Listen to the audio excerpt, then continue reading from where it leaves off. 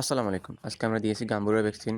আর গাম্বুরা vaccine দিতে হয় ১০ দিন বয়সে। আমাদের মুরগির বয়স ১০ দিন, তাই আজকে দিয়ে দিলাম গাম্বুরা ভ্যাকসিন। ভ্যাকসিনটা মূলত আমরা রাত্রে দেই, কারণ রাত্রে একটু ঠান্ডা থাকে তাই।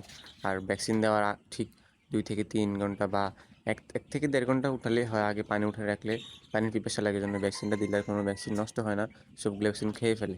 আর এই ভ্যাকসিনটা ছিল লাইভ ভ্যাকসিন, যেটা আমরা পানির সাথে মিশিয়ে দেই। আমরা আসলে ৫০০ ডোজের মুরগির বাচ্চার জন্য ভ্যাকসিন এনেছি, বাট আমাদের বাচ্চা হলো ৪৮০ পিস। ২০ পিস কম হলে সমস্যা নেই।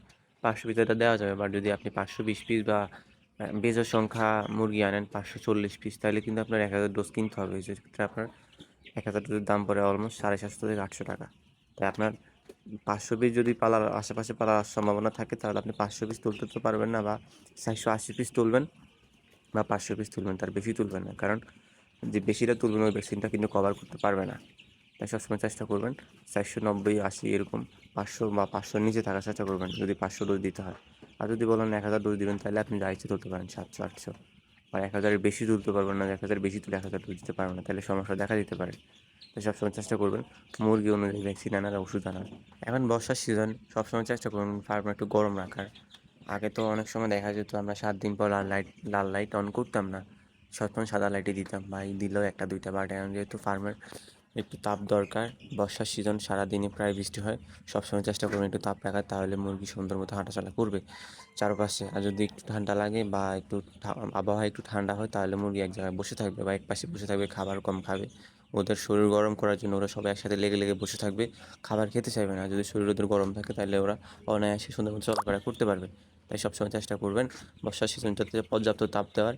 ৭ দিন, ১০ দিন, ১৫ দিন পর্যন্ত হলেও আপনি দিবেন, আস্তে আস্তে করে তাপমাত্রা কমায় দিবেন। যদি আপনাদের টেম্পারেচার কন্ট্রোলার থাকে, তাহলে ওটার মাধ্যমে আপনারা তাপমাত্রা নিয়ন্ত্রণ করতে পারবেন। যারা মুরগি পালন করেন, ভিডিওটি সেভ করে রাখতে পারেন। আপনাদের ভ্যাকসিনের সময় আসলে আমরা কীভাবে ভ্যাকসিন দেওয়া জিনিসটা দেখতে পারবেন। আমরা ভ্যাকসিনের পরপরই লাইসোভির দিয়ে দিই, ওটা সারা রাত চলে। তাই আমি ভ্যাকসিন শেষ হওয়ার পর সবগুলো পাত্র তুলে নিতেছি, আর যেগুলোতে পানি একটু ছিল ওগুলো রাখতেছি।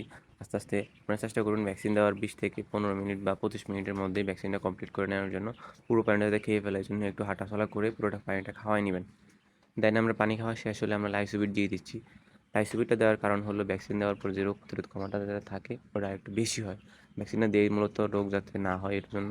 আর রোগ প্রতিরোধ ক্ষমতা বাড়ায় হলো লাইসোভিটটা দেওয়ার কারণে। তাই সবসময় চেষ্টা করবেন ভ্যাকসিন দেওয়ার পর সময় সারা রাত, রাতে যেহেতু ভ্যাকসিন দিবেন, তাহলে বাকি সময়টা রাতের লাইসোভিট দিয়ে চালিয়ে নেওয়ার জন্য। তাইলে মুরগির রোগ প্রতিরোধ ক্ষমতা ভালো হবে এবং ভ্যাকসিনটা কার্যকর হবে। মুরগির যথাযথ যে ব্যবস্থাটা আপনি নিছেন ওটা কাজে লাগবে। ভিডিওটি ভালো লাগলে অবশ্যই শেয়ার করে দিবেন। আর হ্যাঁ, সবাই ভালো থাকবেন। বর্ষার সময় সবসময় নিরাপদ থাকবেন। আল্লাহ হাফেজ। আসসালামু আলাইকুম রহমতুল্লাহি ওয়া বারাকাতুহু।